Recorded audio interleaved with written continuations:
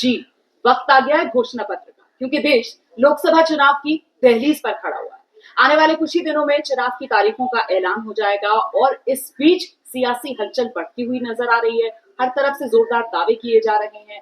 पाला बदलने से लेकर पूरी की पूरी पार्टी लेकर दल बदल लेने तक की यहाँ पर तस्वीरें सामने निकल कर आ रही हैं। एक तरफ सत्ता पक्ष है, प्रधानमंत्री नरेंद्र मोदी है, विकसित भारत का देश को सपना दिखा रहे हैं। दूसरी तरफ विपक्ष है, चुन चुन कर खामियां निकालने की कोशिश कर रहा है। इस सब के बीच अब बड़ी पॉलिटिकल पिक्चर है क्या आखिर 24 चुनाव की, यही समझने के लिए, जानने के लिए घोषणा पत्र आज खास मेहमान हमारे साथ मौजूद हैं। चुनावी इंजीनियर कहिए आप, राजनीतिक आंकड़ों के बाजीगर कहिए आप, या फिर सियासत के सबसे बड़े वैज्ञानिक कहिए आप, प्रशांत किशोर। बहुत स्वागत आपका। नमस्कार।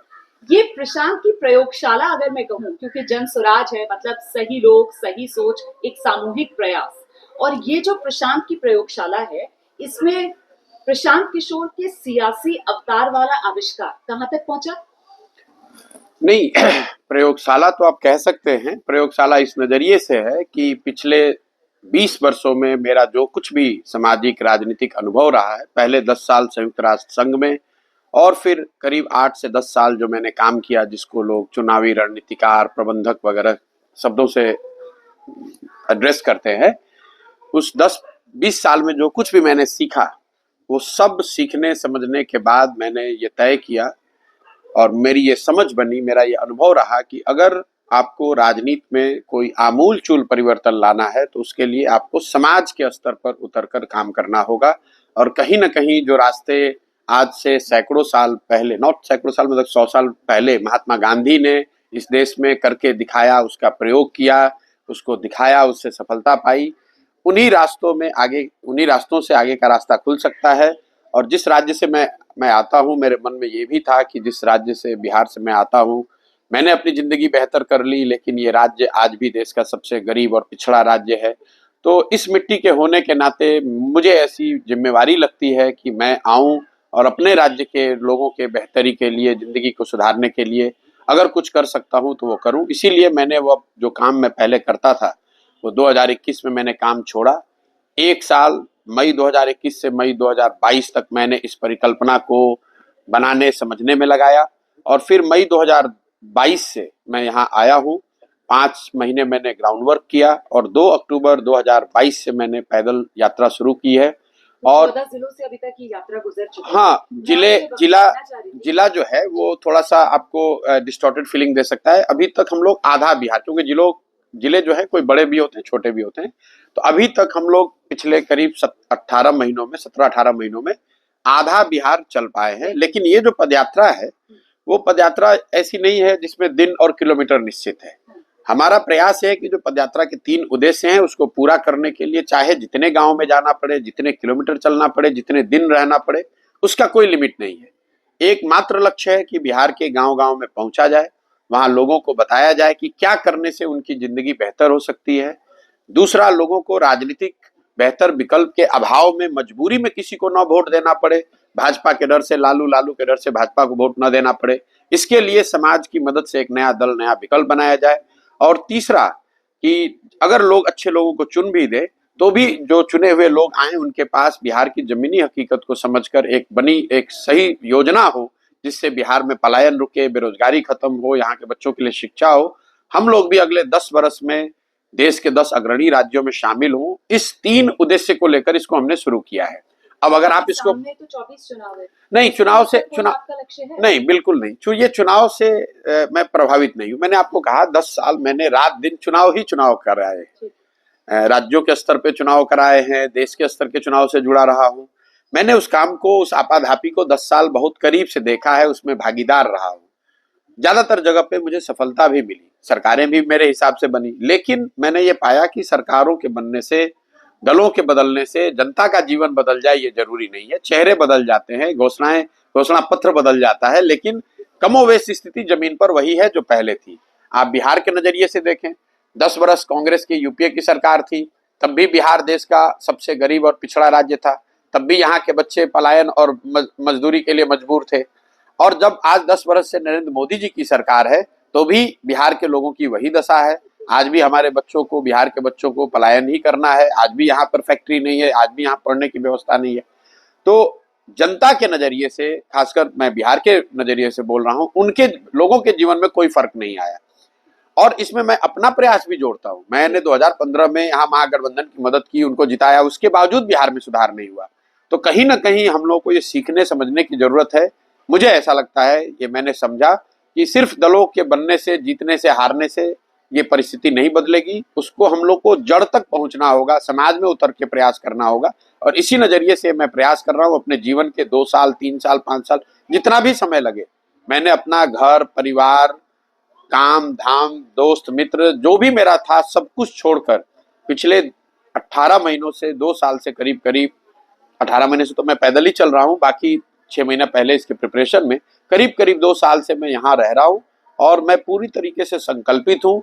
देश में, दुनिया में क्या हो रहा है उससे मेरा कोई लेना देना नहीं है। हम लोग उसको पढ़ते हैं, सुनते हैं, उस पर टिप्पणी कर सकते हैं, लेकिन मेरे जीवन की प्राथमिकता बिहार में एक बेहतर व्यवस्था बनाना है।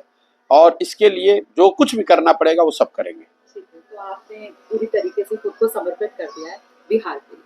अब मेरा सवाल देश को लेकर है। आपने खुद अभी कहा 10 साल मोदी सरकार। सवाल ये कि 10 साल मोदी सरकार के बावजूद एक वो जो एंटी इनकम्बेंसी वाला फैक्टर है, वो इस मोदी सरकार को लेकर क्यों नजर नहीं आता? नहीं, ये देखिए, आप लोग का कई बार आंकड़ों को पढ़ने और समझने का, आंकड़ों की खूबी यह है कि आप उसको जिस तरीके से चाहें उस तरीके से इंटरप्रेट कर दें। मेरा अपना मानना है कि देश में विपक्ष कमजोर कभी नहीं है। विपक्षी पार्टियां कमजोर हो सकती हैं, विपक्ष का फॉर्मेशन कमजोर हो सकता है, विपक्ष कमजोर नहीं है। क्योंकि अगर आप आंकड़ों को ही देखेंगे तो बीजेपी को जब सबसे बड़ी सफलता 2019 में मिली तो उनको 38% वोट मिला। मतलब अगर 100 लोग वोट देने गए, उसमें 38 लोगों ने बीजेपी के, मोदी जी के, उनके कार्यशैली को, उनके विचारधारा को, उनके काम के आधार पर वोट किया। 62 लोगों ने उनको वोट नहीं किया। अब तो विपक्ष जमीन पर नहीं है ऐसी बात नहीं है, जमीन पर हर आदमी खुश है ऐसी बात नहीं है, ज्यादातर लोग तो खुश नहीं है। लेकिन इस 62 को एक साथ करना, और या उसके एक बड़े भाग को एक साथ करना, उसके लिए जो भूमिका विपक्षी पार्टियों की, नेताओं की होनी चाहिए, कहीं ना कहीं वो मिसिंग है। तो विपक्षी पार्टी कमजोर हो सकती है, उनका एजेंडा कमजोर हो सकता है, उनकी नैरेटिव या उनका प्रयास कमजोर हो सकता है।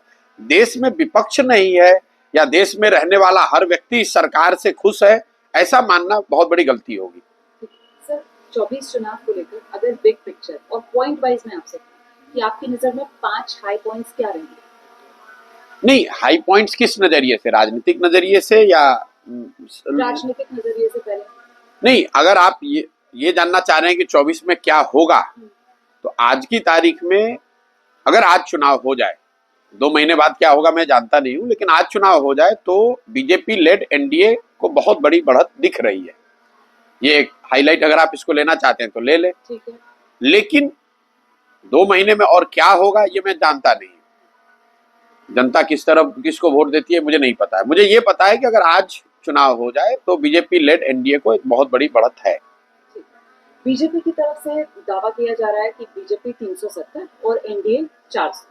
आपसे मैं ये समझना चाह रही हूँ, क्योंकि आपने करीबी से काम करने का तरीका देखा है, प्रधानमंत्री नरेंद्र मोदी का भी, अमित शाह का भी, कि इस तरीके के जो आंकड़े दिए जा रहे हैं इनकी तरफ से, ये वाकई में मुमकिन है? ये लोग देखिए या फिर ये चुनावी जुमले के तौर पर? नहीं, देखिए, ना वो जुमला है ना ये उसकी कोई गारंटी है कि वो हो ही जाएगा। ये तो चुनाव लड़ने की रणनीति का, प्रयास का, स्ट्रेटेजी का हिस्सा है। चुनाव सिर्फ जमीन पर नहीं, वो दिमाग में भी लड़ा जाता है, साइकोलॉजिकली भी लड़ा जाता है, और एक गोल सेटिंग भी होती है। आप परीक्षा में बैठते हैं तो अपने लिए तय करते हैं कि मुझे 90% नंबर लेकर आना है। उसमें कोई सही गलत की बात नहीं है। 90% का लक्ष्य लेकर आप तैयारी कर रहे हैं। संभव है कि 85 आ जाए, संभव है कि 95 आ जाए। तो अगर बीजेपी ये दावा कर रही है तो ऐसा तो ये हर चुनाव में करते हैं। बंगाल में भी कहा 200 सीट से ज्यादा लेकर आएंगे, हर प्रोग्राम में बैठ के कहा कि 200 से ज्यादा लिख के ले लीजिए, 200 से ज्यादा आ रहा है, आए 77। तो ये राजनीतिक दल, नेता इस तरह के दावे या इस तरह की गोल सेटिंग करते हैं। उसमें कोई सही गलत नहीं है, वो तो एक अनुमान है। किसी को देखिए, देश में जितने लोग भी हैं, नेताओं की बात तो छोड़ दीजिए, जो ट्रेंड सेफोलॉजिस्ट हैं, जो रोज नंबर आंकड़ों को देख रहे हैं, उसका अध्ययन कर रहे हैं, उनको भी किसी को डेफिनेटिव ये पता नहीं होता है। क्योंकि जो लोग भी स्टैटिस्टिक्स को समझते हैं, सेफोलॉजी को समझते हैं, कोई आंकड़ा आता है उसमें 3% प्लस माइनस का लोग मानकर चलते हैं। 3% तो वो नीचे लिखते हैं डिस्क्लेमर में कि plus minus 3% error, margin of error हो सकता है। अब भारत जैसे देश में अगर आप 3% प्लस और माइनस मतलब 5%, 6% का आप मार्जिन लेकर चल रहे हैं, 6% में तो कहाँ का कहाँ रिजल्ट हो जाएगा। तो आप एक इन्फॉर्म्ड गेस कर सकते हैं, आप प्रिसाइज नंबर नहीं दे सकते हैं। अगर आप देते हैं तो it's like calling the coin. देखिए, अगर कई बार कहते हैं अरे हमने पिछली बार कहा था वो नंबर आ गया, मतलब सेफोलॉजिस्ट दावा करते हैं, चुनावी विशेषज्ञ दावा करते हैं, टीवी चैनल वाले भी हल्ला मचाते हैं, पत्रकार के अलावा नेता भी कहते हैं। लेकिन होता ही है कि अगर मान लीजिए आपको कोई बोले कि भैया सिक्का उछालो, बोलो हेड और टेल, अगर 10 आदमी खड़े हैं तो 5 आदमी तो सही बता ही देगा, क्योंकि प्रोबेबिलिटी 2 है। तो कई, और जो सही बताएगा वो बताने लगेगा कि मुझे मालूम है कि कैसे सिक्का को कॉल किया जाता है। इसे ऐसी कोई बात नहीं है, आप एक इन्फॉर्म्ड गेस कर सकते हैं। किसी को प्रिसाइज नंबर नहीं मालूम होता है, वो मोदी जी को भी नहीं मालूम है, और कोई साधारण सेफोलॉजिस्ट अगर बैठ के कर रहा है उसको भी मालूम नहीं है। अगर मालूम होता तो बंगाल में 200 सीट का दावा कैसे कर रहे थे, कर्नाटक में जीत का दावा कैसे कर रहे थे। आप ये बड़े राज्य छोड़ दीजिए, दिल्ली उनके नाक के नीचे एक सिटी स्टेट है, वहां पर 2015 में आम आदमी पार्टी को 67 सीट आ गया, 2020 में उनको 62 सीट आ गई, और अमित शाह खड़े होकर कह रहे थे हमें 40 सीट आ रहा है, 40 प्लस सीट आ रहा है। तो ये 2 बातें हैं, एक तो उनको पता नहीं होता है, फिर भी वो कहते क्यों है? कहते इसलिए है कि उनको जो सूचनाएं मिल रही होती हैं उसके आधार पर उनका गेस है। और दूसरा, आपको पार्टी के नेता होने के नाते आप ये थोड़ी ना कहिएगा कि मैं हार रहा हूं, आप तो यही कहिएगा कि मुझे बहुत बड़ी जीत मिल रही है। एक सवाल और, इससे बिल्कुल उलट सवाल, दूसरी तरफ के जो दावे हैं उनकी तरफ से कहा जा रहा है कि साहब जिस तरीके का बम बम माहौल इस बार बीजेपी के लिए है, मोदी के लिए राममय माहौल है, वो लाभार्थी हैं, मोदी की गारंटी है, हिंदी हार्टलैंड के 3 राज्य जहां पर अभी बम्पर जीत मिली है, तो ये एक तरीके से 2004 कहीं 2024 में रिपीट होने वाला है। मतलब जो उस जमाने में इंडिया शाइनिंग वाला एक माहौल था। नहीं, देखिए, ये कॉमन सेंस की बात है। When you get over confident, like logical बात है कि one should never get over confident. लेकिन अभी जो बीजेपी का डिस्पेंसेशन है, जो लीडरशिप है, जो उनका काम करने का तरीका है, वो दावा पब्लिकली कुछ करे, इनका जो काम करने, इनकी जो कार्यशैली है, ये वो लोग नहीं है जो ओवर कॉन्फिडेंट हो जाते हैं। दे गो फॉर द किल। अगर उनको मालूम है कि वो जीत रहे तो भी वो हल्के में नहीं लड़ेंगे। वो ये जो मैं आपको बता रहा हूँ, जैसे मोदी जी या अमित शाह या जो भी अभी बीजेपी की लीडरशिप है, इनकी कार्यशैली ये नहीं है कि बस जीत हो गया अभी बैठ जाओ, बस जीतने ही वाले हैं। वो दावा तो कर रहे हैं कि जीत रहे, लेकिन अपनी मेहनत में, अपने प्रयास में कुछ कमी नहीं छोड़ेंगे। जैसे आप देख लीजिए, एक सीट अभी जैसे बिहार में नीतीश कुमार को लेकर आए, उनको मालूम है, आंकड़े बता रहे हैं कि नीतीश कुमार के भाजपा में आने से भाजपा को चुनावी फायदा कुछ नहीं है, विधानसभा के नजरिए से तो उनको नुकसान है। आप बिहार में किसी भी भाजपा के वर्कर से, समर्थक के, लीडर से बात कीजिएगा तो प्राइवेटली वो ये कहेगा इसका नुकसान है। लेकिन वो फिर भी क्यों लेकर आए? क्योंकि वो एक साइकोलॉजिकल एडवांटेज चाहते थे, इंडिया अलायंस को साइकोलॉजिकल झटका देना चाहते थे। आप जो देख रहे हैं अभी महाराष्ट्र में, वो अशोक चौहान को लेकर आए, ये सब क्यों कर रहे हैं? वो एक एक सीट भी जो है कि if we are on top we must finish the opposition, तो ये उनका स्वभाव है, उनका कार्यशैली का हिस्सा है। तो ये अगर मैं उनके सामने हूं तो मैं ऐसा नहीं मानूंगा कि they have become complacent. They are not people who get complacent. अगर आपको उनसे लड़ना है तो आप ये मानकर चलिए कि वो लास्ट तक लड़ेंगे। अगर जीत रहे तो भी उस जीत को और बड़ी बनाने के लिए और ज्यादा प्रयास करेंगे, हार रहे तब तो प्रयास करेंगे ही करेंगे। तो मैं 2004 की सिनेरियो को नहीं देखता हूं, क्योंकि 4 में लीडरशिप अलग थी, आज लीडरशिप अलग है। दूसरा, जो विपक्ष ये मान के चल रहा है कि भाई हमारे लिए, they are largely basing their things on assumptions कि कुछ चीजें हो जाएंगी, डिसकंटेंट है, लोग नाराज हैं, ये बहुत सारी चीजें अनुमान पर आधारित है, ये आपके अपने प्रयास पर आधारित नहीं है। जो उन्होंने इंडिया अलायंस बनाया है, मतलब इंडिया अलायंस बने हुए सबसे पहले तो ये बहुत देरी से बनाया गया। आप मुझे बताइए, लोग कहते हैं सीटों पे समझौता नहीं हुआ, नैरेटिव नहीं बना, चेहरा कौन हुआ, इन सब बातों पर तो विवाद हो सकता है भी, कौन चेहरा होगा, क्या नैरेटिव होगा, कौन सीट लड़ेगा। इस बात पर तो कोई विवाद नहीं था कि 2024 अप्रैल मई में चुनाव होगा, सबको पता था। जिन लोगों ने भी इंडिया अलायंस बनाया है, ये काम वो 2 वर्ष 3 वर्ष पहले भी कर सकते थे। जब बंगाल का चुनाव आया, बीजेपी डाउन थी, बीजेपी बैकफुट पर थी, तब अगर आपने इंडिया अलायंस बना लिया होता तो आपके पास 2-2.5 साल का समय होता नैरेटिव बनाने का, उसको घर घर ले जाने का। जरा आप अनुमान कीजिए। लोग कहते हैं कि मोदी जी ने चुनाव के ठीक पहले राम मंदिर का ये पूरा जो अभियान अभी हुआ, जो समारोह हुआ, कभी तो मोदी जी या उनकी टीम ने बैठ के प्लान किया होगा कि मंदिर का निर्माण इस तरीके से कराओ, इस गति से कराओ कि ये जनवरी में पूरा हो। अब विपक्ष वाले बैठ के ये कह रहे हैं अरे भाई चुनाव के पहले करा के फायदा उठाना चाह रहे हैं। भाई कम से कम भाजपा वालों ने इतना तो सोचा 3 बरस पहले। तुम 3 बरस पहले क्या कर रहे थे? तुम्हें भी तो मालूम था कि 24 में चुनाव है, तो आपको भी तो सोचना चाहिए था कि मैं जनवरी 2024 में क्या करूंगा, अगर राम मंदिर होगा तो उसका हम काउंटर कैसे करेंगे। तो आपने तो वो किया नहीं। आप बैठे हुए हैं राम भरोसे, राम का नाम ले रहे हैं बीजेपी वाले, लेकिन राम भरोसे बैठे हुए हैं विपक्ष वाले। बीजेपी राम भरोसे नहीं बैठी हुई है। मैं आपको दावे से कह रहा हूं, प्रधानमंत्री के बयान आप आज से 3, 4, 5, 6 महीने जब वो पार्लियामेंटेरियन से मिल रहे थे, उसमें उन्होंने पब्लिकली कहा कि भाई सिर्फ मंदिर के भरोसे मत बैठिए। वो राम का नाम ले रहे हैं, राम भरोसे बैठे हुए हैं कांग्रेस वाले कि कुछ हो जाएगा। तो अगर आप राम भरोसे बैठोगे तो भैया राम जी अगर कृपा करेंगे तो जीतोगे, नहीं कृपा हुई तो आप हारोगे। एक बात मुझे बताइए, कर्नाटक चुनाव जब हुआ उसका नतीजा जब आया था तो ऐसा लग रहा था कि विपक्ष के लिए एक माहौल बनता हुआ नजर आया। उसी के बाद ये इंडिया गठबंधन भी बना। जून में फिर इन लोगों ने 15 मई को पहली बैठक की थी इंडिया गठबंधन की। तो ये चीजें जो एक वक्त में ऐसा लग रहा था कि शायद विपक्ष मजबूत होता हुआ नजर आ रहा है, ये डिरेल क्यों होने लगी? और खासतौर से नीतीश कुमार। नहीं देखिए, आपको मैं बताऊं, पहले तो राज्यों के चुनाव को सीधा एक्सट्रापोलेट लोकसभा से करना ये बहुत बड़ी भूल है। आपको याद दिलाना चाहता हूं आपके दर्शकों को, 2018 में बीजेपी कर्नाटक हारी, बड़ी मुश्किल से 2017 में गुजरात में अपनी सरकार बचाई बीजेपी ने, बड़ी मुश्किल से 15 सीट से ही सरकार बची। कर्नाटक में वो चुनाव हारे। उसके बाद छत्तीसगढ़, मध्य प्रदेश, राजस्थान तीनों जगह चुनाव हार गए। फिर भी जाके लोकसभा में इतनी बड़ी जीत मिल गई। राज्यों के चुनाव का माहौल पर असर हो सकता है, लेकिन उसका सीधा कोरिलेशन फाइनल आउटकम पर नहीं है। कर्नाटक के चुनाव के बाद, कांग्रेस की जीत के बाद जरूर एक माहौल, एक अपॉर्चुनिटी कांग्रेस के पास थी, लेकिन जब आपने वो प्रयास किया नहीं उसके बाद आप चुपचाप बैठ गए। इंडिया अलायंस जो बना जून जुलाई में, देखिए जून में इंडिया अलायंस बना है, जून से लेकर अभी हम लोग फरवरी में बैठे हुए हैं, करीब करीब 8 महीने हो गए। 8 महीने में इंडिया अलायंस के लोग कुल 6 या 8 दिन साथ में बैठे। उन 6 और 8 दिनों में भी अगर आप नंबर ऑफ वर्किंग आवर जोड़िएगा तो मुश्किल से मुझे लगता है कि 25-30 घंटे इन लोगों ने इंडिया अलायंस पर काम किया है। अगर आप इसको समझिएगा, आपने जून में बनाया, चलो देरी से बनाया, तो अगर आप 7 दिन यहीं पर बैठ जाते और 7 दिन में ये सारा काम कर लेते तो आपके पास 8 महीने उस काम को जमीन पर एग्जीक्यूट करने के लिए होता। राहुल जी मान लीजिए यूरोप जाते हैं, अमेरिका जाते हैं, 7 दिन जाते हैं ना साथ में। एक बार 7 दिन जाकर आप अलग अलग यूनिवर्सिटी में बात कर रहे हो ना, लोगों से मिल रहे हो ना, तो वो 7 दिन 8 दिन आप यहीं पर बैठ के काम पूरा कर लेते। तो आप 8 महीने में 7 दिन बैठे हैं साथ में। आज तक इंडिया अलायंस का एक पब्लिक मीटिंग नहीं हुआ, ना उसका कोई नैरेटिव बना, ना कोई कॉमन मिनिमम प्रोग्राम जनता ने देखा, ना कोई उसके चेहरे बने, ना सीट शेयरिंग का काम हुआ। और ये सब हो रहा है, इस बीच में आप एक अलग यात्रा पर निकल गए, और वो यात्रा इंडिया अलायंस की यात्रा नहीं है, वो कांग्रेस की यात्रा है।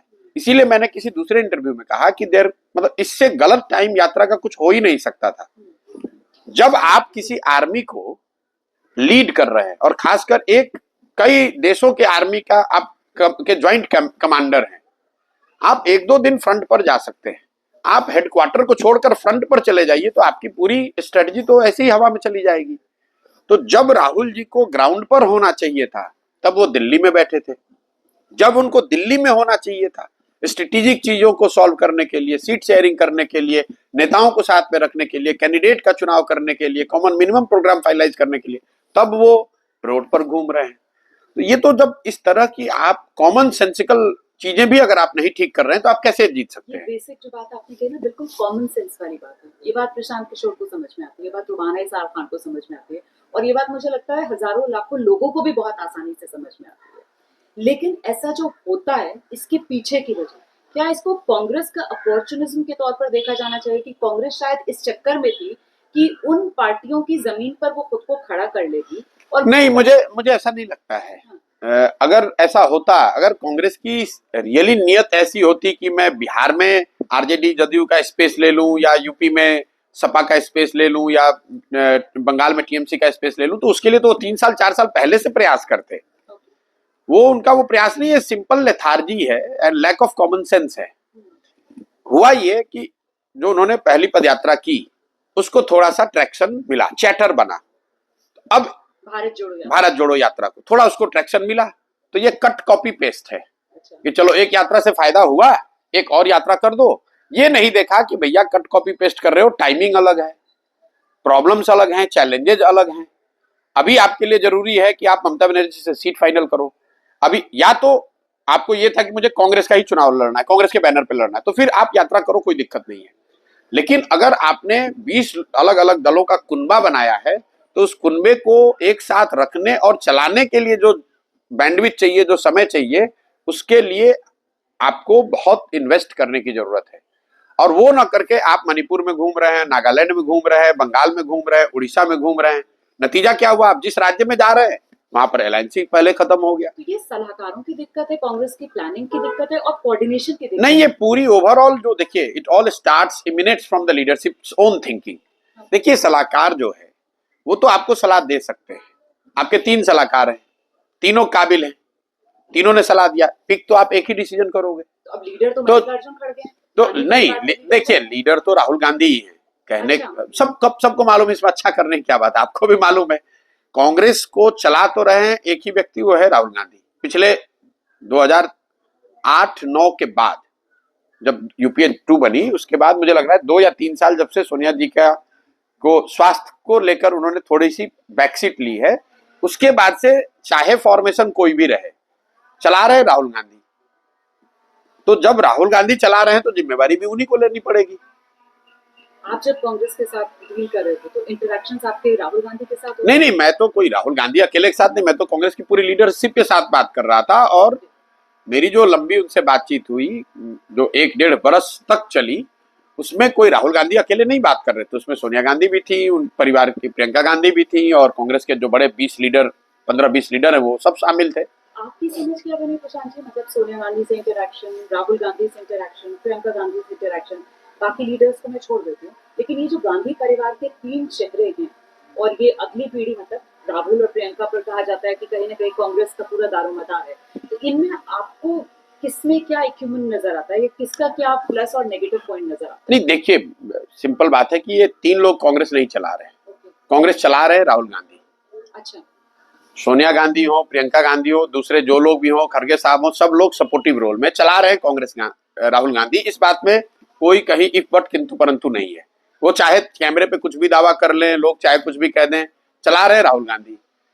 और राहुल गांधी की जो अपनी समझ है, उनको लगता है कि we are on right track, it just matter of time. आज नहीं तो कल जनता मोदी से नाराज होगी और वो हमें गद्दी पर वापस बैठा देगी।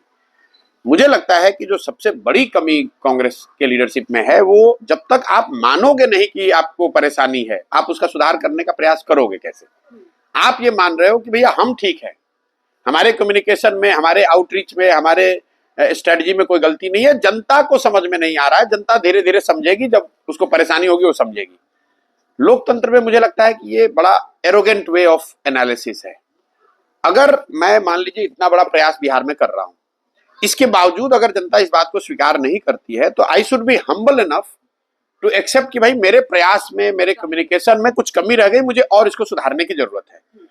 अगर वो ना करके मैं ये कहूं कि अरे यार बिहार की जनता तो समझ ही नहीं रही है, तो वो एक्सक्यूज नहीं है। मुझे लग रहा है कि कहीं नहीं, जैसे राहुल जी का आपने बयान सुना होगा, कहते भाई पूरी मीडिया हाईजैक हो गई है, ईडी सीबीआई सब हाईजैक हो गया है, इलेक्शन कमीशन इम्पार्शियल नहीं। इन बातों में थोड़ा दम है, लेकिन इसी वजह से कांग्रेस चुनाव हार रही है ऐसा मैं नहीं मानता हूं। अगर ऐसी बात होती तो कोई राहुल गांधी से ये पूछे कि भाई 2014 में तो मीडिया आपके पास था, आप सत्ता में थे, ED CBI election commission judiciary सब आपके साथ था, तब 2014 में आप 50 सीट के नीचे कैसे आ गए? और अगर मीडिया से ही और जुडिशरी इलेक्शन कमीशन से ही जीत हार होती, तो बीजेपी पिछले 10 वर्षों में जहां कहीं भी चुनाव हारी है, वो कैसे चुनाव हारी है? देखिए, जो भी सत्ता में रहेगा उसको मीडिया का, व्यवस्था का, संस्थाओं का कुछ ना कुछ सपोर्ट रहता ही है, एक्स्ट्रा सपोर्ट रहता है। जब कांग्रेस सत्ता में थी तो उन्हें भी था, और आज बीजेपी है तो उनको भी है, थोड़ा ज्यादा हो सकता है, उसको ज्यादा मिसयूज कर सकते हैं, ज्यादा कम कर सकते हैं। लेकिन लड़ाई तो आपको पॉलिटिकली ही लड़ना पड़ेगा। आपके बिहाफ में मीडिया वाले लड़ाई नहीं लड़ेंगे। आप लड़ाई लड़ रहे हैं तो मीडिया उसको दिखा सकता है, थोड़ा कम दिखाएगा, ज्यादा दिखाएगा, दिखाना तो पड़ेगा ही। आप सब बात छोड़ दीजिए, अभी किसानों का आंदोलन चल रहा है, सो कॉल्ड सरकार का पूरा ही कब्जा है मीडिया पर। भले ही उसको उसके अलग अलग पहलू, अलग अलग नजरिए से लोग दिखा रहे हैं, लेकिन दिखा तो सब रहा है कि भैया किसान का आंदोलन हो रहा है, किसान रोड पर आए हुए हैं। कोई भी मीडिया, चाहे बीजेपी का अपना इन हाउस भी मीडिया हो, क्या है वो कह सकता है कि किसान रोड पर नहीं है? मीडिया तो एम्पलीफायर है, अगर साउंड होगा तो उसको कोई बढ़ा सकता है, कुछ घटा सकता है, लेकिन साउंड क्रिएट करने की जिम्मेवारी, आंदोलन खड़ा करने की जिम्मेवारी वो तो पॉलिटिकल पार्टी की है। तो जब तक राहुल जी या कांग्रेस की लीडरशिप इस बात को नहीं समझेंगे, तब तक ये ऐसा है कि you are putting the ball in others court. कि भाई मैंने कहीं बयान सुना, उन्होंने कहा कि मीडिया, ईसी, जुडिशरी सब मेरे हाथ में दे दो, मैं कल हरा के दिखा दूंगा। मेरे भाई, आप कभी नहीं हरा के दिखा पाओगे, क्योंकि जब तक आप अपनी गलती नहीं देख रहे हो, दूसरे की गलती को पर उंगली उठा रहे हो। दूसरा गलत है, हो सकता है, वो विवाद का विषय है, पहले अपने को तो ठीक करो। अच्छा, राजनीतिक समझ के तौर पर कहा जाता है कि दोनों भाई बहनों में प्रियंका गांधी की बेहतर सियासत को लेकर समझ है, क्या वो भी रियलिटी चेक भाई को नहीं बता पाती? देखिए, मैं ये नहीं कह सकता हूं, मेरे पास कोई ऐसा थर्मामीटर नहीं है कि मैं ये बता दूं कि किसकी समझ कम है, ज्यादा है। मेरे से ये सवाल पूछा गया कि भी तीनों में सबसे ज्यादा समझ किसकी है, बेहतर समझ किसकी है, वहां पे मैं ये कह सकता हूं कि सोनिया जी की समझ, उनका अनुभव, उनका काम करने का तरीका इन दोनों से ज्यादा बेहतर है, उसमें कहने में कोई दिक्कत नहीं है। प्रियंका जी और राहुल जी की तुलना इसलिए नहीं होनी चाहिए क्योंकि प्रियंका गांधी को अभी वो भूमिका मिली नहीं है। तो आप कैसे जज कर सकते हैं कि अगर वो कांग्रेस प्रेसिडेंट होते, वो कांग्रेस चलाते, तो कैसे चलाते? मान लीजिए कि मैं आपको बता रहा हूं, जैसे जिम्मेवारी की बात नहीं है, जैसे मान लीजिए कि आपने कहा कि यूपी में उनको जिम्मेवारी दी गई, तो उसके आधार पर जज कीजिए। नरेंद्र मोदी जी को 2009-10 में वेस्टर्न इंडिया के 3 बड़े राज्यों की जिम्मेवारी भाजपा ने दी थी, महाराष्ट्र, गुजरात, राजस्थान। 100 से ज्यादा सीटों पर, वेस्टर्न पश्चिम भारत की सीटों पर मोदी जी इंचार्ज थे। उसमें भाजपा का प्रदर्शन अच्छा नहीं रहा, 9 में सब वहां पे कांग्रेस और यूपीए के लोग जीत कर आए। उस प्रदर्शन के आधार पर अगर आपने नरेंद्र मोदी का as a organiser, as a speaker, as a political acumen को अगर आपने जज कर लिया होता और कोई कमेंट पास किया होता, तो आज आपके मुंह पर अंडे पड़े होते। तो जब आप किसी की क्षमता तब जांच सकते हैं जब उसको वो जिम्मेवारी दी गई है। ये जिम्मेवारी अभी राहुल गांधी के पास रही है, इससे पहले सोनिया जी के हाथ में रही है। उसके आधार पर मैं कह सकता हूं कि सोनिया गांधी की समझ, उनका अनुभव, उनका काम करने का तरीका शायद इन लोगों से बहुत बेहतर है, तभी उनको सफलता मिली। राहुल गांधी वैसे यात्राएं इतनी कर रहे हैं, आप कह रहे हैं कि ये वाली जो यात्रा है इसका टाइमिंग उन्होंने सही नहीं चुना, लेकिन जो सियासी तपस्या वो कर रहे हैं उसका फल उन्हें मिले, उसके लिए एक आप उनको क्या गुरु मंत्र देना चाहते हैं? देखिए, मैं कौन हूं उनको गुरु मंत्र देने वाला? वो बहुत बड़े आदमी हैं और ये लोग ऐसे नहीं है जो कि आप सलाह दीजिए और वो आप मान लें। नहीं मानना, अगर बुलाएंगे तब तो मानना ही पड़ेगा, लेकिन मतलब बिन मांगी सलाह किसी को देनी नहीं चाहिए। ठीक है। मुझे लगता है कि कहीं ना कहीं what he lacks is the persistence, perseverance that is needed to close things. I have observed over last 15 years of his political journey as a student. हाँ, मैंने उनके 10-15 साल की राजनीतिक यात्रा को जो मैंने बाहर से थोड़ा करीब से भी देखा, जानना समझने का कोशिश करा, जो एक कमी मैं पाता हूं कि वो चीजों को क्लोज नहीं करते हैं। जैसे मैं आपको एग्जांपल दूं, आज की यात्रा वगैरह छोड़ दीजिए, जब कांग्रेस की सरकार थी, उनकी तूती बोलती थी, वही देश के बड़े भविष्य बताए जाते थे, तब उन्होंने एनएससीवाई आईवाईसी में एक प्रयोग शुरू किया as a general secretary NSCY IYC, कि हमारे ये आईवाईसी और एनएससीवाई में इलेक्शन से चुनाव होगा, इलेक्शन से नए लीडरशिप पैदा की जाएगी। उसका शुरुआती विरोध हुआ, लेकिन राहुल जी ने बड़े उत्साह से पूरा उसमें समय लगाकर उसको शुरू किया। शुरुआती सफलता पंजाब और उत्तराखंड में उसको मिली, लेकिन जब लोगों ने उसको देख लिया कि किस तरीके से इलेक्शन हो रहा है, तो जो सीनियर लीडरशिप थी या जो चीज जो उससे पहले से बेनिफिट पा रहे थे, उन्होंने उस सिस्टम को गेम कर दिया। तो राहुल गांधी जी के पास 2 ऑप्शन थे, या तो वो उस रेजिस्टेंस को या जो उसमें डिस्टॉर्शन आया था उसको और करेक्ट करने के लिए और उस पर लगे रहते, या अगर मान लीजिए कि नए सिस्टम से उनका विश्वास उठ रहा था तो पुराने सिस्टम में जाते जिसमें नॉमिनेशन वाली बात थी। हुआ क्या, ना वो नए सिस्टम को उन्होंने आगे बढ़ाया, ना पुराने पर वापस गए। नतीजा क्या हुआ, एनएससीवाई आईवाईसी कंप्लीटली बर्बाद हो गई 10 साल में। आपके पास जो पुराना सिस्टम था उसको आपने छोड़ दिया, नया एक्सपेरिमेंट किया, आधा एक्सपेरिमेंट करके छोड़ दिया। और इस तरह मैं आपको 20 ऐसी घटना बता सकता हूं जहां पर राहुल गांधी ने बड़े उत्साह से कोई काम शुरू किया, शुरुआती दिनों में उसको बैक किया, कम व्हाट में वी विल डू दिस, और फिर जैसे ही रेजिस्टेंस आया, जैसे ही सेटबैक लगा, जैसे ही परेशानी आई, तो या तो फिर मुश्किल का सामना नहीं कर पाते। नहीं, मुश्किल का सामना करने की बात नहीं, सामना तो कर रहे हैं। हाँ। लेकिन जब परिस्थिति विपरीत होती है तो छोड़ के भाग जाते हैं।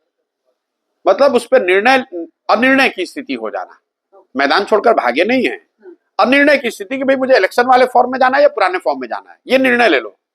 अगर ये निर्णय ले लोगे तो सही या गलत कुछ फायदा होगा, अगर आप अनिर्णय में रहेंगे तो दोनों का ही नुकसान, दोनों साइड से नुकसान हो रहा है। और ये उनके पूरी राजनीतिक यात्रा का मैंने पैटर्न देखा है। भाई प्रशांत किशोर को ले आओ, अब प्रशांत किशोर की जो पूरी योजना है उसको आपने समझ लिया, और समझने के बाद आपने यूपी में शुरुआत की। जैसे ही थोड़ी सफलता मिली, जो समाजवादी पार्टी आपको 10-20 सीट नहीं दे रही थी उसने 110 दिया, अब तुरंत प्रशांत किशोर के प्लान को छोड़ के वो अलायंस वाला प्लान अपना लिया। नतीजा क्या हुआ कि जो आपने शुरुआत की थी 27 साल यूपी बेहाल, उसी सपा से जाके आपने अलायंस कर लिया, तो ना माया मिली ना राम, दोनों ओर से मारे गए। तो वो जो डिसाइसिवनेस है, एक डिसीजन लेना और डिसीजन पर टिके रहना, वो मुझे लगता है कि उनकी सबसे बड़ी कमजोरी है। जब तक उस चीज को वो नहीं एड्रेस करेंगे तब तक कोई भी सफलता बहुत बड़ी मिलने वाली नहीं है। तो फैसला ना लेने की क्षमता राहुल गांधी की आप कह रहे हैं सबसे बड़ी कमजोरी? नहीं, फैसला न लेना मैं नहीं कर, फैसला लेना और फिर उस पर टिके ना रहना, फैसले पर टिके रहना और do whatever it takes to execute it. आपने निर्णय लिया, निर्णय लेने में तो तुरंत निर्णय ले लेते हैं, ये तो दिक्कत है, तुरंत निर्णय ले लिया, यात्रा करनी है। अच्छा, लेकिन नहीं लगाते हैं फैसला लेने में। फैसला लेने में यही तो दिक्कत है। अगर आप समय लगाकर निर्णय नहीं लोगे तो आपने निर्णय ले लिया तुरंत, हाँ भाई प्रशांत किशोर ये बता रहे हैं बिल्कुल ठीक है, तुरंत करते हैं।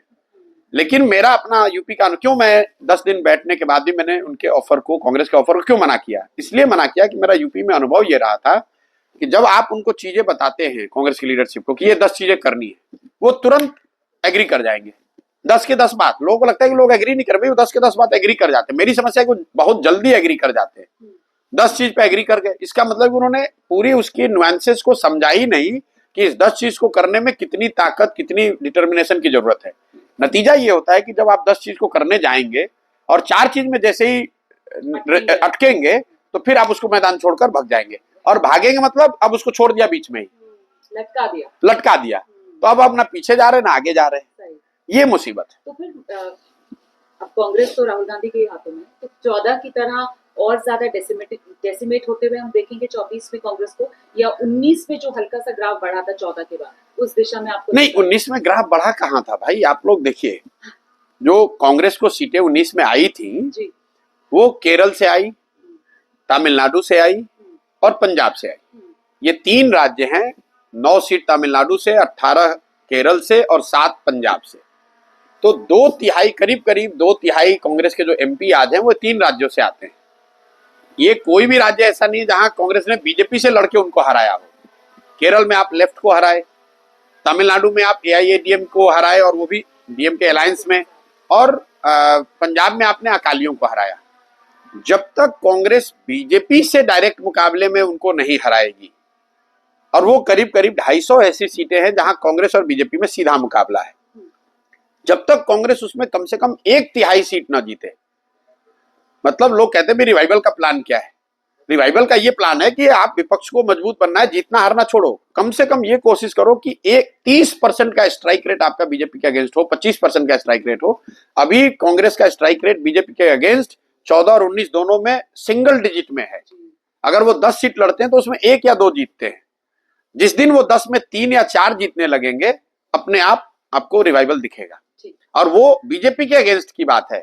आप तेलंगाना में जीत जाइएगा, उससे कोई फायदा नहीं है, उसकी सीटों की संख्या बढ़ जाएगी, लेकिन जो परसेप्शन है, जो राजनीतिक डिस्कोर्स है, वो नहीं बदलेगा जब तक कि आप बीजेपी को गुजरात में, महाराष्ट्र में, छत्तीसगढ़ में, बिहार में, यूपी में, इन राज्यों, वेस्टर्न और नॉर्दर्न इंडिया में जो करीब 300 सीटें हैं, इन 300 सीटों में जब तक कांग्रेस, एसपी, आरजेडी, एनसीपी, ये जो 4 दल हैं, ये मेन लोग हैं, 2014 के बाद इन सभी दलों की, सिर्फ कांग्रेस की नहीं, आरजेडी के पिछली बार 0 सांसद आए, सपा के 14 में 5 थे, 19 में भी 5 हैं।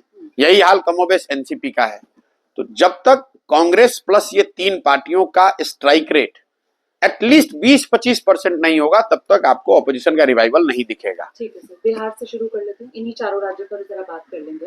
बिहार के अंदर जब तक नीतीश कुमार आरजेडी महागठबंधन इंडिया गठबंधन में थे, तब तक ये माना जा रहा था कि बीजेपी को 24 में नुकसान होगा 2019 के मुकाबले। हालांकि अभी आपने कहा कि बीजेपी को एक सीट का फायदा नहीं होगा नीतीश कुमार के साथ आने से। नीतीश कुमार के साथ आने से बीजेपी पार्टी को यहाँ नुकसान होगा। तो इसलिए नुकसान होगा कि नीतीश कुमार का अपना कोई वोट बैंक यहाँ बचा नहीं है, खासकर लोकसभा के चुनाव के नजरिए से। नीतीश कुमार के साथ आने से नुकसान बीजेपी को यह है कि अब वो ज्यादा सीट लड़ नहीं सकते हैं। पिछली बार 2019 में बीजेपी एनडीए अलायंस यहाँ 39 सीट जीती 40 में, लेकिन उस 39 में बीजेपी सिर्फ 17 जीती, क्योंकि वो लड़े ही 17 थे।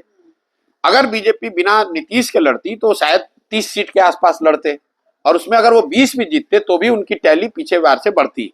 अब वो उतनी सीट लड़ेंगे नहीं, तो नेट या तो 2-4-5 सीट का फायदा होगा या नुकसान होगा। लेकिन एनडीए को यहाँ पहले भी बहुत बड़ी बढ़त थी बिहार में, और नीतीश कुमार के आने के बाद से वो बढ़त थोड़ी और 1-2% से और मजबूत हुई होगी। लेकिन नीतीश कुमार के आने से एनडीए की ताकत बिहार में बढ़ गई है, ऐसा जो लोग दिल्ली में बैठ के एनालिसिस कर रहे हैं, उनको बिहार की पॉलिटिक्स का जमीनी हकीकत का कोई जानकारी नहीं है। वो जो मोदी और अमित शाह की जोड़ी एक सीट पर फोकस करती है, जो आपने कहा कि बहुत फोकस्ड है, तो नीतीश कुमार को एनडीए के पाले में लाकर बिहार 40 लोकसभा सीटें, 40 में से 40 स्ट्राइक रेट का इंतजाम तो किया नहीं, वो उनको मालूम था कि यहाँ पर हम जीत रहे हैं। नीतीश कुमार को सीट के लिए लेकर नहीं आए हैं, नीतीश कुमार को वो साइकोलॉजिकल उस लड़ाई को जीतने के लिए लेकर आए हैं कि नीतीश कुमार इंडिया गठबंधन बना रहे थे, उसके अगुआ थे, प्रधानमंत्री का चेहरा बन रहे थे विपक्ष के, तो उसी को तोड़ के ला दो। तो एक झटके में जो साइकोलॉजिकल झटका दिया बीजेपी ने, उसके लिए दिया। उनको इलेक्टोरल यहाँ कोई फायदा नहीं है,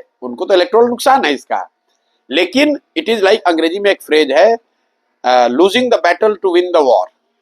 ये बिहार में थोड़ा नुकसान सह लो 5 सीट का, लेकिन जो इंडिया अलायंस की कहानी बनाने की कोशिश की जा रही थी, उसको जड़ से ही खत्म कर दो। इसलिए नीतीश को लेकर आए हैं। वो लोग ऐसे लोग नहीं है कि उनको आंकड़े सर्वे सब उनके पास होते हैं। उनको मालूम है कि भैया बीजेपी नीतीश के भरोसे बिहार जीत रही है या सीट बढ़ा रही है, ऐसी बात नहीं है। नीतीश के आने से बीजेपी को फायदा नहीं है, नीतीश के विपक्ष के छोड़ने से विपक्ष को, इंडिया अलायंस को बहुत बड़ा नुकसान, साइकोलॉजिकल नुकसान हुआ। तो साइकोलॉजिकल नुकसान 24 के लिहाज से बीजेपी ने, आप कह रहे हैं, इंडिया गठबंधन को पहुंचा दिया। तो इस सब के बीच नीतीश कुमार और या फिर कहा जाए पूरी की पूरी जेडीयू, उसका सियासी भविष्य कितना? कुछ नहीं, खत्म। वो तो पहले भी खत्म था, आज भी खत्म है। देखिए, मैं पिछले 7-8 महीने से रोज कैमरे पे कह रहा हूं कि नीतीश कुमार अगर महागठबंधन में चुनाव लड़ेंगे तो उनको 5 सीट भी नहीं आएगा। कहीं ना कहीं नीतीश कुमार, उनके पार्टी, उनके नेता भी ये समझ रहे थे, इसीलिए चुनाव छोड़कर भागे। अब एक ही परिस्थिति में वो महागठबंधन में रहते, वो रिस्क तब लेते जब वो नीतीश कुमार प्रधानमंत्री के अगर चेहरा हो जाते, तो बिहार में एक माहौल बनाया जा सकता था कि बिहार का कोई आदमी प्रधानमंत्री का चेहरा, इसलिए उनको सीट मिल सकती थी। वो हुआ नहीं। तो ये कॉमन पॉलिटिकल सेंस है कि भैया अगर हम चुनाव लड़ेंगे महागठबंधन में और हमारे 5 सीट भी नहीं आएगा, तो उसके बाद तो पार्टी टूट जाएगी, सीएम पद से भी इस्तीफा देना पड़ेगा, पार्टी भी जाएगी। तो उससे अच्छा है कि अभी ये खून का घूंट पी लो, ह्यूमिलेशन सह लो, अभी भाजपा में चल लो, कम से कम पार्टी बच जाएगी। लेकिन जैसे ही लोकसभा जीत कर वो आएंगे, तो अब दूसरी परेशानी शुरू होगी। वो परेशानी शुरू होगी कि भाजपा की इतनी ताकत होगी, भाजपा वाले इनको क्यों अपने कंधे पे उठा के घूमेंगे। तो इनको किसी न किसी तरीके से यहाँ से और कट टू साइज किया जाएगा। और जदयू एज ए राजनीतिक पार्टी का अब कोई भविष्य नहीं बचा हुआ है। जितने दिन नीतीश कुमार को भाजपा अपने मर्जी पर मुख्यमंत्री रखती है, उतने दिन है। जिस दिन वो मुख्यमंत्री हटे तो पार्टी तो पहले ही नीचे खत्म है।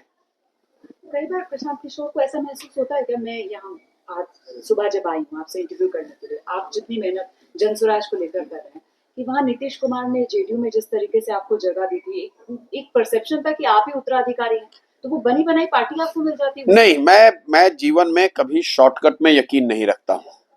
मैंने जीवन में 1-2 जगह जहां कहीं भी शॉर्टकट लेने का प्रयास किया, मुझे झटका ही लगा है। तो मेरे दिमाग में ऐसा नहीं है कि नीतीश कुमार ने पहले दिया था, वो आज भी मैं जाऊं, आज भी मुझे रख लेंगे।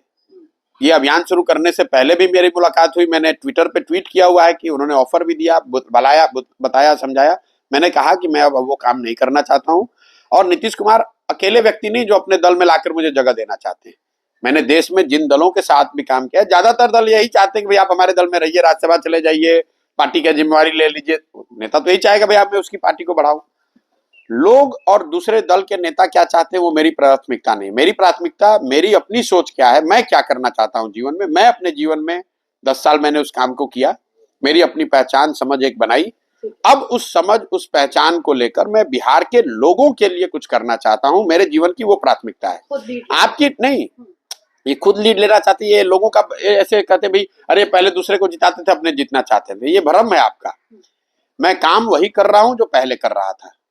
मैं पहले नेताओं को, दलों को समझाता था, उनको कैसे बेहतर अपने संगठन को बना सकते हैं, कैसे अपनी नैरेटिव बना सकते हैं, कैसे जनता के बीच जा सकते हैं, कैसे चुनाव लड़ जीत सकते हैं। यही काम मैं आज भी कर रहा हूं, सिर्फ दलों और नेताओं को नहीं, अब मैं बिहार की जनता को ये समझा रहा हूं। तो कैनवस बड़ा हो गया है, और चूंकि कैनवस बड़ा और नया है तो ये आपको थोड़ा केयोटिक दिख रहा है, आपको लग रहा है ये साथ में आएगा कैसे। लेकिन मैं बिल्कुल देख रहा हूं अपने 18 महीने के अनुभव से कि इसको किया जा सकता है। गांव गांव में जो सलाह मैं नीतीश कुमार को दूं, ममता बनर्जी को दूं, जगनमोहन रेड्डी को दूं, वो सलाह मैं गांव में जब लोगों को दे रहा हूं तो उसमें वो लोग हैं जिनको कि ये सलाह के जरिए एक साथ लाया जा सकता है, एक नया विकल्प, नई व्यवस्था बनाई जा सकती है। पैसे को लेकर पूछा जा रहा है कि इतना पैसा प्रशांत किशोर के पास कहां से आता है? मतलब इसमें तो बहुत पैसा, बहुत इसमें पैसा तो लगता ही है, और मैं हर दिन उसका जवाब भी देता हूं कि इस पूरे अभियान को फिनेंशियली वो लोग मदद कर रहे हैं जिन लोगों को हमने पिछले 10 वर्ष में चुनाव जीतने में, सरकार बनाने में मदद करी है। इसका मतलब ये नहीं कि कोई नेता पैसा दे रहा है या कोई पार्टी पैसा दे रही है। देश में 5-6 राज्य ऐसे हैं आज भी जहां उन लोगों की सरकार है जिनके सरकार बनाने में हमने कंधा लगाया है। उनसे राज्यसभा नहीं मांगा, उनसे मिनिस्ट्री नहीं मांगी, उनसे पैसे फीस नहीं लिए। इसीलिए नहीं लिया कि कभी जीवन में जब जरूरत पड़ेगी तो आपसे मदद मांगेंगे। आज उनसे मदद मांग रहे हैं कि बिहार में जो देश का सबसे गरीब और पिछड़ा राज्य है, मैं एक ईमानदार प्रयास करना चाहता हूं, मेरी मदद कीजिए। 5-6 राज्यों में जो लोग सरकार में हैं या उनके जो समर्थक हैं वो थोड़ी थोड़ी भी मदद करेंगे तो ये अभियान चल नहीं। मैं सारे लोग मदद कर रहे हैं, जिनकी भी मैंने मदद की है पिछले, सारे लोग मैं कह रहा हूं जिनकी भी मैंने मदद की है पिछले 8-10 सालों में, सबको पता है किनकी सरकार बनाने में हमने मदद की है। तो यहाँ नीतीश और लालू की भी बनवाई थी, बिल्कुल करी थी। तो नीतीश और लालू के भी उस समय जो मददगार रहे होंगे वो लोग हमको मदद कर रहे हैं, कि उनको मालूम है कि अगर मैं नीतीश लालू का महागठबंधन बनाकर यहाँ जितवा सकता हूँ तो ये जो प्रयास कर रहा हूँ इसमें भी सफलता मिल सकती है। अच्छा, आप इतनी कोशिश कर रहे हैं। मैं आपको ये बता, फिर मैं, आपने ठीक सवाल पूछा है। कोई ये भी कहता भाई बीजेपी का भी आप मदद किए तो वो लोग भी पैसा दे रहे। पार्टी टीएमसी और बीजेपी पैसा नहीं दे रहा है, लेकिन बीजेपी को जो लोग मदद करते हैं उन्होंने मेरी कार्यशैली को देखा है, मेरी क्षमता को जानते हैं थोड़ा या कम। मतलब वो लोग है आपका, उसमें इन्वेस्टर्स आ रहे हैं, आपका पोटेंशियल देखकर इन्वेस्टर्स इन्वेस्टर तो नहीं कहूंगा, ये वो लोग हैं जिन्होंने मुझे काम करते हुए इन दलों के साथ, नेताओं के साथ देखा है, और इनको ऐसा लगता है जब मैं उनको रीच आउट करता हूं कि ये बिहार में एक प्रयास कर रहे हैं, ये प्लान है, ये खर्च है, आप हमारी मदद कीजिए, तो वो लोग मदद कर रहे हैं। बिहार में हम बैठे हुए हैं, 25 में आप भी चुनावी एंट्री करने वाले हैं। ऐसे में तेजस्वी यादव को लेकर एक सवाल आता है मन में, तेजस्वी का टाइम आपको लगता है बिहार में आएगा? देखिए, व्यक्ति की तो मैं कोई बात नहीं करता हूं, लेकिन ये जो मतलब राजनीति में काठ की आंधी बार बार नहीं चढ़ती है।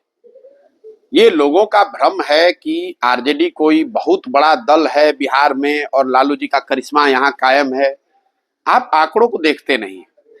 एक जमाना था जब लालू जी की यहाँ तूती बोलती थी, तब लालू जी बिहार झारखंड एक होता था। 54 में 51 सांसद उनके जीत कर आए थे। आपके दर्शकों के लिए और आपके लिए बता दूं कि आज बिहार झारखंड मिलाकर आरजेडी के 0 सांसद हैं, 0, 0। एक जमाना था जब वो पूरा बिहार उनके नाम पर वोट करता था।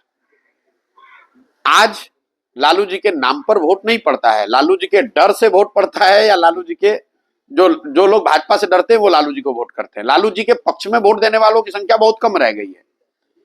मुझे किसी ने बताया भाई लालू जी बिहार के इतने बड़े नेता थे, वो प्रधानमंत्री क्यों नहीं बने? तो मेरा अपना जो आकलन है लालू जी के अपने राजनीतिक जीवन का, लालू जी किसी जमाने में जब उन्होंने शुरुआत की, जब बहुत बड़े नेता थे, तो वो गरीबों के नेता थे, फिर वो पिछड़ों के नेता बने, फिर वो यादवों के नेता बने। आज के तारीख में लालू जी या उनके सुपुत्र तेजस्वी जी राजद के यादवों के नेता हैं। वो बिहार के यादवों के भी नेता नहीं है। बिहार में सीएसडीएस का सर्वे, बड़ी सीट पार्टी है। सुन तो लीजिए आप, जी। बिहार का सीएसडीएस का सर्वे उठाकर देख लीजिए, हाँ जी। 30% से ज्यादा यादव समुदाय के लोगों ने भाजपा को पिछले लोकसभा में वोट किया है। तो मैंने आपको जो कहा कि वो किसी जमाने में, अब आज देखिए आप कह रहे हैं कांग्रेस की हालत बहुत खराब है, लेकिन कांग्रेस को तो आज 50 से ज्यादा एमपी हैं। अगर आप या मैं पार्टी बना लूं और हमारे 55 सांसद आ जाएं तो लोग कहेंगे कि Prashant Kishor is the new rising star of India. लेकिन कांग्रेस के अगर 50 सीट आए हैं तो आप हम क्या कह रहे हैं कि कांग्रेस खत्म हो रही है, बिल्कुल बर्बाद हो गई, क्योंकि वो किसी जमाने में उनके 400 सीट होते थे। तो आपने जो आपका जो सवाल पे आ रहा हूं कि आज उनके 75 या 77 एमएलए हैं, तो ये वो पार्टी है जो कभी 51 सांसद होते थे जिसके, उसके अगर आज 75 विधायक हैं तो वो पार्टी बढ़ रही है या घट रही है? तो भविष्य इसी से आप देख लीजिए। आप चढ़ान पर नहीं है, आप ढलान पर हैं। और राजनीति में मोमेंटम का बहुत बड़ा, डायरेक्शन का बहुत बड़ा असर होता है। एब्सोल्यूट एक किसी गिवन पॉइंट पर आपको क्या हुआ उससे ज्यादा जरूरी है कि आप डायरेक्शनल कॉल देखिए। तेजस्वी यादव, एक मिनट देखिए, एक मिनट, आप बीजेपी को देखिए। बीजेपी 1984 में 2 सीट पर आई।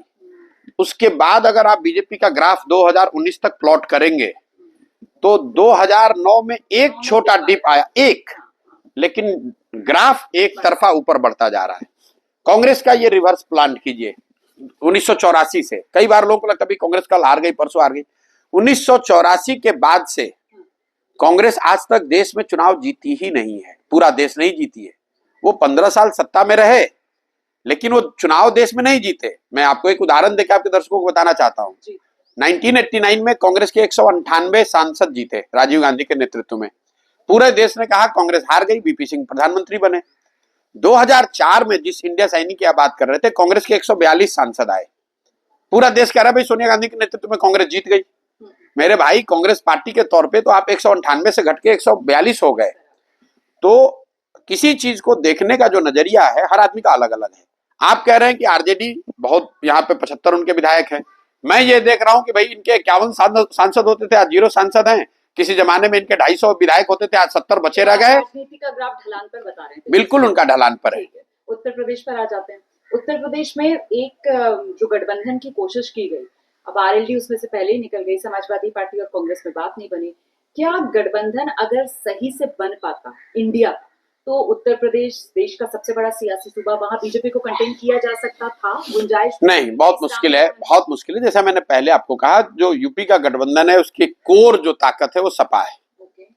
और जब तक सपा मजबूत नहीं होगी तब तक उस अलायंस की बहुत बड़ी संभावना बनती नहीं। जब सपा बसपा अलायंस हुआ पिछली बार, that was the best opportunity. अब बीएसपी डेसिमेट हो गई है और बीएसपी का जो वोट शेयर कुछ उन्होंने रिटेन किया, कुछ भाजपा में चला गया, कुछ शायद सपा को भी आया होगा। तो वो ताकत कम हुई है। सपा को भी क्लोजली फॉलो करने वालों को देखना चाहिए। कई बार लोगों को लगता है भाई मुलायम सिंह जी, जो सब नेताजी जो बड़े नेता थे, मुलायम सिंह जी के सक्रिय राजनीति से हटने के बाद से अखिलेश यादव के नेतृत्व में सपा आज तक चुनाव नहीं जीत पाई है। 2012 में जीते, 2000 पहली जब पिछली बार चुनाव लड़े जीते ये यूपी में, जब सरकार बनी 2009-10 में, उस समय मुलायम सिंह यादव चेहरा थे, शिवपाल जी थे, अखिलेश जी, उसमें एक उनकी प्रोमिनेंट भूमिका थी। लेकिन चुनाव मुलायम सिंह यादव जी के चेहरे पर उनके नेतृत्व में लड़ा गया। जीतने के बाद अखिलेश जी को बनाया गया सीएम। लेकिन उसके बाद जब से मुलायम सिंह यादव जी हटकर अखिलेश जी का चेहरा बन गया, उसके बाद से 4 बड़े चुनाव हुए, 2 लोकसभा 2 विधानसभा। चारों चुनाव में सपा बुरी तरह हारी है। 2014 के लोकसभा चुनाव हुए, अखिलेश जी मुख्यमंत्री थे, उस समय सपा को 5 सांसद आए। 2017 में कांग्रेस के साथ अलायंस में लड़े, 50-55 विधायक आए। 2019 का लोकसभा चुनाव वो बसपा के साथ अलायंस में लड़े, बसपा को 10 आए लेकिन सपा को 5 ही आए। फिर 2021-22 में जब उन्होंने चुनाव लड़ा विधानसभा का, फिर उनको बुरी तरह हार का सामना करना पड़ा। तो अखिलेश जी के नेतृत्व में सपा अभी तक चुनाव जीती नहीं है। ये बात मैं बार बार आपको कह रहा हूं, चाहे वो राहुल जी हो, तेजस्वी हो, अखिलेश हो, पार्टियों का नेतृत्व मिलना, चूंकि आपके पिताजी की पार्टी है तो परिवार की पार्टी है तो आप उसका नेतृत्व ले सकते हैं। पार्टी का नेता बनना आसान है, देश का, राज्य का नेता बनना अलग है। आपकी पार्टी है, आपके पिताजी लालू जी हैं तो आप राजद के नेता बन जाएंगे, लेकिन इसका मतलब ये नहीं कि आप बिहार के नेता बन गए। आप मुलायम सिंह जी के लड़के हैं तो आप सपा के नेता बन जाएंगे, तो सपा का जो वोटर है, काडर है, सिस्टम है, व्यवस्था है, वो आपको नेता मान लेगा। लेकिन उत्तर प्रदेश की जनता ने आपको नेता माने, इसके लिए तो आपको लंबे प्रयास की जरूरत है। बंगाल पर जरा चलिए, वहां पर ममता बनर्जी और दीदी की शैली बेहतर तरीके से आप दर्शकों को बता पाएंगे, क्योंकि एक परसेप्शन उनके बारे में बनता है कि साहब बहुत ही जिद्दी किस्म की औरत हैं, वो जो फैसला ले लेती हैं शायद उस पर टिकी रहती हैं अपने फैसले पर, लेकिन इंडिया गठबंधन के साथ आई और फिर गठबंधन से अलग हो गई। इससे ममता बनर्जी की जो सियासत है बंगाल में, उसे फायदा होगा या नुकसान? देखिए, मैं दीदी के साथ मैंने 2 साल काम किया है, हाँ जी। और बंगाल के चुनाव में मैंने दीदी को फ्लेक्सिबल अच्छा। और काम करने में बहुत, जिसके साथ काम करने में आसानी हो वैसा ही पाया। मुझे कम से कम व्यक्तिगत तौर पर, मैंने ये कई मौकों पर मैंने कहा है कि मुझे दीदी के साथ काम करते हुए कोई दिक्कत हुई नहीं। 2 साल मैंने बड़े आराम से और मजे से काम किया वहाँ। आज उनकी क्या स्थिति है, क्या परिस्थिति है, मैं बंगाल से सीधा जुड़ा हुआ नहीं हूँ, लेकिन मैं बंगाल में बीजेपी और टीएमसी में बड़ी लड़ाई देखता हूँ। कई लोगों को जो ऐसा लग रहा है कि विधानसभा में जिस तरह की सफलता टीएमसी को मिली थी, इसका मतलब है कि बीजेपी एकदम कमजोर पड़ गई है पश्चिम बंगाल में, वो बहुत बड़ी भूल कर रहे हैं। बंगाल में BJP is a rising force. अच्छा। और टीएमसी को बहुत बड़ी चुनौती है, और टीएमसी ने अगर ठीक से चुनाव नहीं लड़ा तो उनको 2019 की तरह झटका भी लग सकता है। ये बंगाल के अंदर अभी संदेश खाली वाला मामला बहुत कर रहे हैं, तो ये जो संदेश खाली में हो रहा है, इसको आप एक चुनावी पैतरे के तौर पर या ये मौसमी माहौल के तौर पर खबर, या फिर ये ध्रुवीकरण के लिए किया जा रहा है एक प्रयोग? नहीं, देखिए, जो वहाँ मुद्दा है मैं तो जानता नहीं हूँ कि एग्जैक्ट मुद्दा क्या है। सरकार का एक अपना पक्ष है, विपक्ष का एक अपना नजरिया है, आगे जांच होगी और एजेंसियां लगेंगी, लोग भी रिपोर्ट कर रहे हैं। जब आप सत्ता में हैं और इस तरह की घटना सही या इन टर्म्स ऑफ परसेप्शन अगर आ जाए, तो सत्ता में बैठे हुए दल और नेता को उसका नुकसान होना ही होना है। ये बात आप मानकर चलिए। वो सही हो ना हो वो अलग बात है, वो तो जांच का विषय है, लेकिन purely in terms of perception मैं इसको टीएमसी के लिए नेगेटिव मानूंगा, इसको पॉजिटिव नहीं मानूंगा। ठीक है, अपने महाराष्ट्र की तरफ आपने एनसीपी का भी जिक्र किया। महाराष्ट्र, क्या आपको ऐसा लग रहा है कि सबसे ज्यादा जिसके बारे में कुछ आप अनुमान लगा ना पाए, उस तरीके का एक राज्य बनकर उभरा है? क्योंकि वहां पर जो इंडिया गठबंधन वाले दल हैं वो दो फाड़ हो चुके हैं, एनडीए का बिल्कुल शक्ल बदली हुई है, महाविकास अघाड़ी की शक्ल बदली हुई है। देखिए, महाराष्ट्र की जो स्थिति है, मैं कोई महाराष्ट्र का या किसी भी राज्य का एक्सपर्ट नहीं हूं, मैं तो ऐसे बैठ के आपसे चर्चा कर रहा हूं। महाराष्ट्र की जो पॉलिटिकल सिचुएशन वो इतना मेस है कि उस पर किसी भी तरह की कोई टीका टिप्पणी करना ही बड़ा मुश्किल है। लेकिन मैं इतना जरूर कह सकता हूं कि इंडिया अलायंस के लिए अगर एक कोई फर्टाइल ग्राउंड था, वो था महाराष्ट्र। और कहीं ना कहीं बीजेपी भी इस बात को समझती है, बिहार के मुकाबले भी महाराष्ट्र बिल्कुल सबसे फर्टाइल ग्राउंड महाराष्ट्र था, और बीजेपी को इसकी भनक, इसकी खबर, इसकी जानकारी है। इसीलिए आप अगर पिछले 1 साल में प्रधानमंत्री के दौरे अगर देखें, नॉन पॉलिटिकल दौरे, तो सबसे ज्यादा दौरे उन्होंने महाराष्ट्र और तमिलनाडु में किए। ये दौरे ऐसे नहीं बनाते, ये लोग तो रोज आंकड़े देख रहे हैं, फीडबैक उनको आ रहा है, उसके आधार पे कर रहे हैं। कहीं ना कहीं भाजपा को भी इस बात का एहसास रहा है कि महाराष्ट्र में स्थिति गड़बड़ हो सकती है, लेकिन विपक्ष जिस तरीके से महाराष्ट्र को एक्सप्लॉइट कर सकता था पॉलिटिकली अपने फेवर में, मुझे नहीं लगता है कि वो आज इस स्थिति में है कि वो उसको एक्सप्लॉइट कर पाए। और इसका मतलब ये नहीं है कि ये तोड़ फोड़ की मैं बात कर रहा हूँ। ओवरऑल जो पब्लिक सेंटिमेंट है, जो एक सिंपैथी थी, जो एक ग्रास रूट पर आई वुड से उथल पुथल थी, उसका फायदा विपक्ष उठा सकता था। आज वो कितना उठा पाएगा, मुझे उसको लेकर डाउट है। लेकिन अगर मैं इंडिया अलायंस को एडवाइस कर रहा होता, हाइपोथेटिकली, जो थैंकफुली मैं नहीं कर रहा हूं, तो मैं उनको कहता Maharashtra is the low hanging fruit, जहां पर बड़ी सफलता मिल सकती है। अगर वो प्रयास आज से 6 महीना साल भर पहले किया गया होता, तो महाराष्ट्र वो स्टेट है जहां बीजेपी को बैकफुट पर डाला जा सकता था। बिहार वो जगह नहीं थी, महाराष्ट्र वो जगह थी। लेकिन प्योर एरिथमेटिक हिसाब से अगर देखा जाए तो महाराष्ट्र के अंदर तो नंबर गेम, वो जिस तरीके से पार्टियों में तोड़फोड़ हुई है, उसी का सबसे बड़ा खमियाजा लगता है ना? नहीं, देखिए, पार्टी नेता के इधर उधर जाने से वोटर थोड़ी ना जाता है। वो तो विधायक भागेंगे, एमपी भागेंगे, कुछ काडर इधर उधर होता है, उसका कुछ असर हो सकता है परसेप्शनल या अदरवाइज, सिंबल ही चले गए, उससे कोई फर्क नहीं है। वो तो शरद पवार जी एक यूनिक पॉलिटिशियन है, उन पर मैं टीका टिप्पणी नहीं करना चाहता हूं। मैं एक ही बात कह सकता हूं कि इंडिया अलायंस अगर बीजेपी के हिसाब से देखें तो एक प्रॉब्लमेटिक स्टेट जो उनके लिए था वो महाराष्ट्र था, और धीरे धीरे महाराष्ट्र को उन्होंने रिकूप किया है। और उसको अदर वे कहें तो इंडिया अलायंस के पास जो अपॉर्चुनिटी थी महाराष्ट्र में, कहीं ना कहीं they have allowed it to slip away. दूसरा स्टेट में कर्नाटक मानता हूं जहां Congress could have consolidated in a big way, वो भी मुझे लग रहा है कि now BJP is fighting back. तीसरा स्टेट में वेस्ट बंगाल मानता हूं जहां BJP was down in dumps, they have been allowed to come back. और मुझे लग रहा है कि इन तीनों स्टेट जो बड़े राज्य हैं, इन तीन बड़े राज्यों में, और अगर विधानसभा के नजरिए से देखूं तो मध्य प्रदेश वो राज्य था जहां बीजेपी बैकफुट पर थी कर्नाटक के बाद, वहां पर Congress has allowed BJP to come back. नहीं तो बंगाल के अंदर अगर ममता कांग्रेस और लेफ्ट के साथ आ जाती तो वो बीजेपी नहीं को कंटेन किया जा सकता। मैं बात भाई पिछला जो विधानसभा चुनाव हुआ था उसमें तो लेफ्ट और कांग्रेस दीदी के साथ नहीं थे, फिर भी भाजपा को 77 पर उतार दिया गया। सिर्फ अलायंस कर लेने मात्र से, नेताओं के साथ में आने से कोई चुनाव जीत हार नहीं होती है, वो तो एक पहलू है सिर्फ। मैं ये कह रहा हूं कि बंगाल में BJP was decimated below 10, BJP has made a comeback, is making a comeback और appearing to be making a comeback. In Maharashtra BJP was in backfoot, India alliance for the lack of their effort and strategy again has allowed that gain to go away। और कर्नाटका जहां BJP एकदम back foot पर चली गई थी, कांग्रेस को lead था, वहां पर भी मुझे लग रहा है कि BJP is going to make an stunning comeback. और ये तीनों चारों स्टेट में जो कमबैक है, इसी वजह से आप देख रहे हैं कि फिर से जो चैटर है कि 330 350 ये सब जो बातें हो रही हैं, वो बीजेपी वाले इसलिए कर पा रहे हैं कि इन तीन चारों राज्यों में जहां उनको परेशानी थी वहां पर या तो उन्होंने अपने प्रयास से स्थिति बेहतर की, या ऑपोजिशन के लैक ऑफ एफर्ट से वो एडवांटेज जो था वो उनके हाथ से निकल गया। एक और चीज जो अभी पिछले दिनों हमने देखी, आप कर्नाटक का जिक्र कर रहे हैं, पर वो बात ये निकल कर आई सियासी पसंद के तौर पर देश में एक नॉर्थ साउथ डिवाइड है, तो मतलब कर्नाटक के जरिए बीजेपी उसको पार्ट लेगी इस बार 2000। नहीं, ये देखिए बड़ा सिंपलिस्टिक टीवी स्टूडियो में बैठ के लोग कहे नॉर्थ साउथ डिवाइड, ऐसा मैं देखता नहीं हूँ। इंडिया में एक divide electorally, I am underlining electorally, उसको किसी दूसरे क्षेत्र में ना करें, वो है ईस्ट साउथ और नॉर्थ वेस्ट।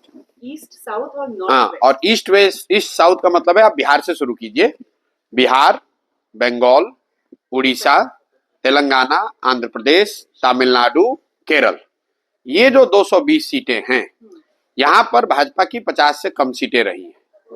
150 से ज्यादा सीट विपक्षी दलों के पास रही है, या उन दलों के पास रही है जो बीजेपी नहीं है, एनडीए का हिस्सा फॉर्मली नहीं है, चाहे वो नवीन पटनायक हो, जगनमोहन रेड्डी हो, फॉर्मली एनडीए का हिस्सा नहीं रहे। तो ये 150 एमपी जीते हुए हैं जो नन बीजेपी नन एनडीए हैं।